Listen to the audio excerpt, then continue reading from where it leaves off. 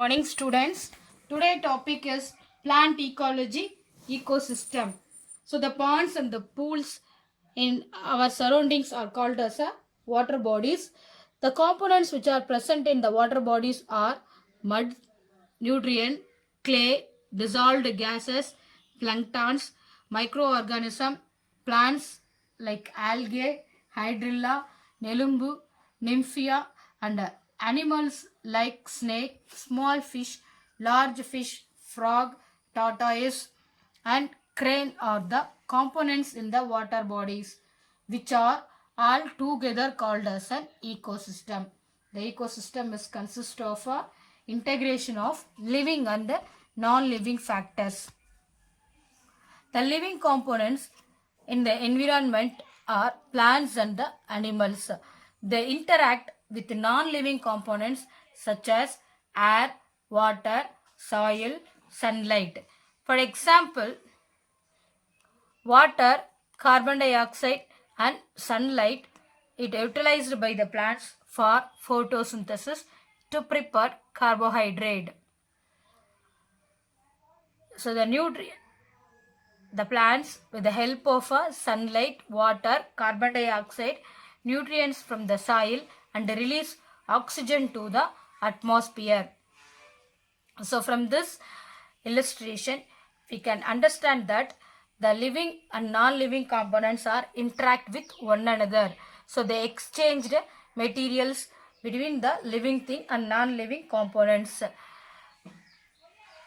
The structure, function and type of the ecosystem is studied in the topic ecosystem.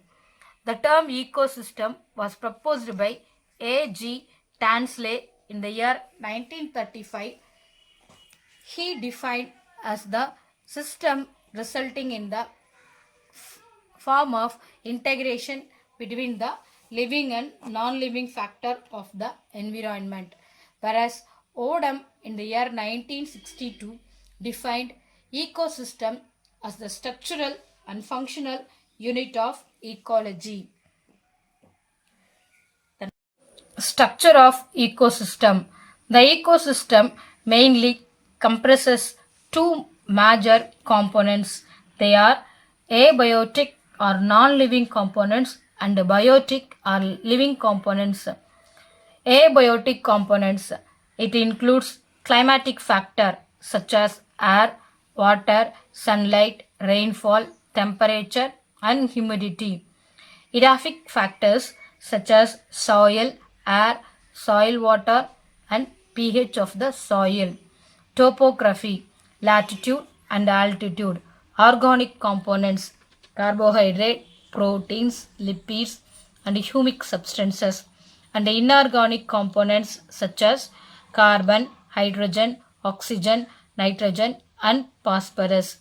Abiotic components plays an important role in any ecosystem, and hence the total inorganic substance present in any ecosystem at a given time is called as a standing quality or standing state. Biotic are living components. It includes all living organisms like plants, animals, fungi, and bacteria. They form the trophic structure of any ecosystem. So, the basic of a nutrient relationship trophic levels of an ecosystem has two components. One is an autotrophic component and heterotrophic component. Autotrophic components. Autotrophs are organisms which can manufacture their organic food from simple inorganic components through a process called photosynthesis. In most of the ecosystem, green plants are the autotrophic and are called producers because they can able to prepare their food by a process is called as a photosynthesis. Heterotrophic components, those organisms which consumes the producers are called consumers and hence can be recognized into macro components and micro components. Macro consumers refers to herbivorous, carnivorous and omnivorous. They are primary consumer, secondary consumer, and tertiary consumers. Micro consumers are called as decomposers. The decomposers are organisms that decompose the dead plants and animals to release organic and inorganic nutrients into the environments, which are again reused by plants. Example: bacteria, actinomycetes, and fungi. The amount of living materials present in a population at any given time is known as standing crop, which may be expressed in terms of number or biomass per unit area.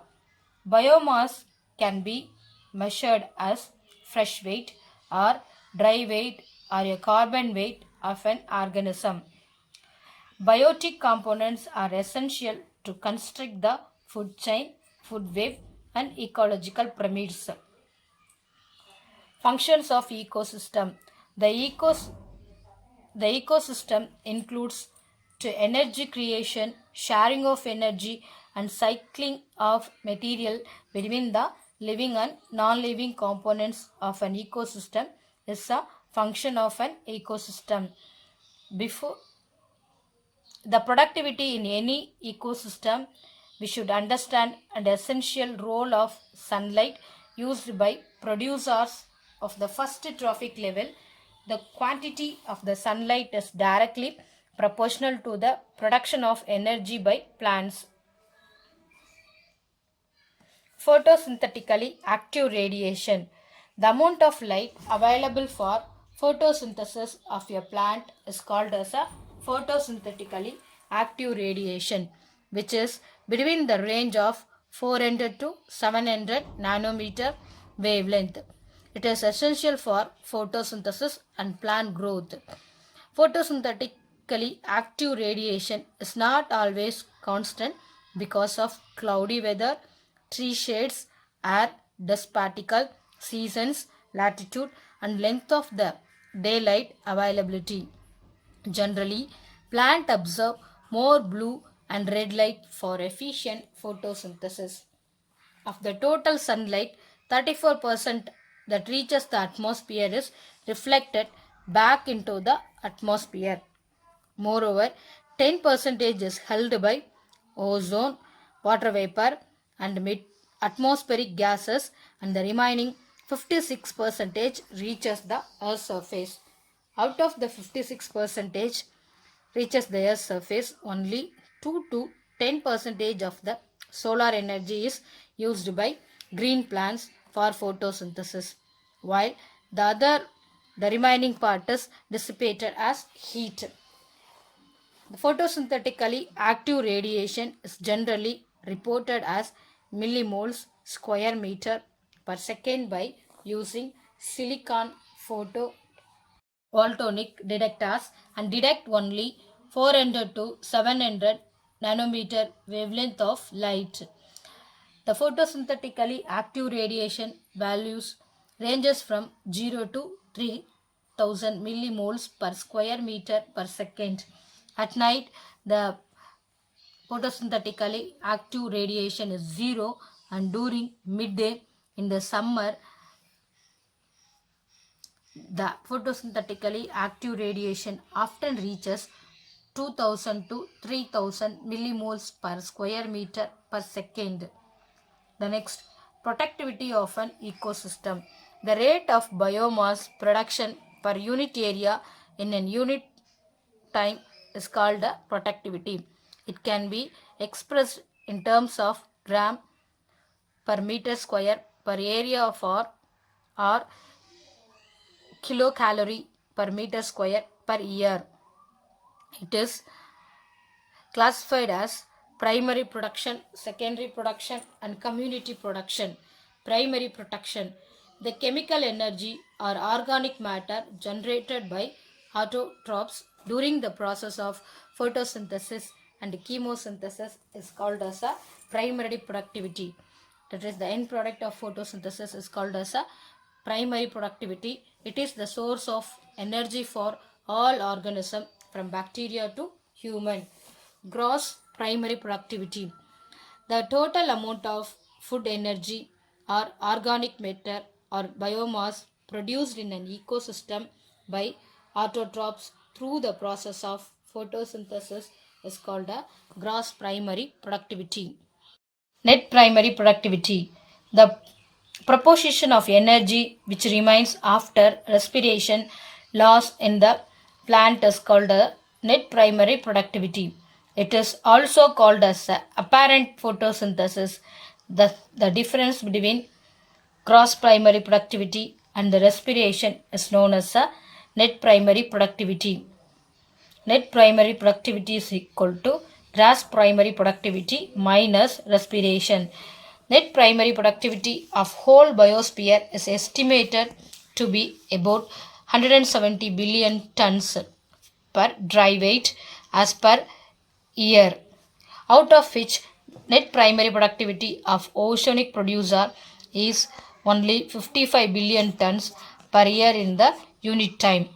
Secondary productivity. The amount of energy stored in the tissue of heterotrophic or consumers is called as a secondary productivity. Gross secondary productivity. It is equivalent to the total amount of plant material is ingested by the herbivores minus the materials lost as fecus. Net primary productivity. Storage of energy or biomass by consumer per unit area per unit time after respiratory loss is called as a net secondary productivity. The next, community productivity. The rate of net synthesis of organic matter by a group of plants per unit area per unit time is known as a community productivity. The factors affecting primary productivity. Primary productivity depend on the species of an area, that is the plant species of an area, their photosynthetic capacity, availability of nutrient, solar radiation, precipitation, soil type, topographic factor includes altitude, latitude, direction, and the other environmental factor. It varies in different type of ecosystem. Productivity of different ecosystem. The primary productivity of an ecosystem is not determined by size and shape of or number of population, but by the rate of total fixation of a radiant energy. Generally, the average world net primary productivities of open ocean and tropical rainforests are the maximum among aquatic and terrestrial ecosystem respectively. The following graph represent net primary productivity of a various ecosystem: open oceans, tropical rainforest, temperate forest, savannas, taiga, continental shelves, agricultural lands, temperate grassland, woodland and Sundarbans, estuaries, swamps and marshes, desert scripts, lakes and streams, tundra, extreme desert.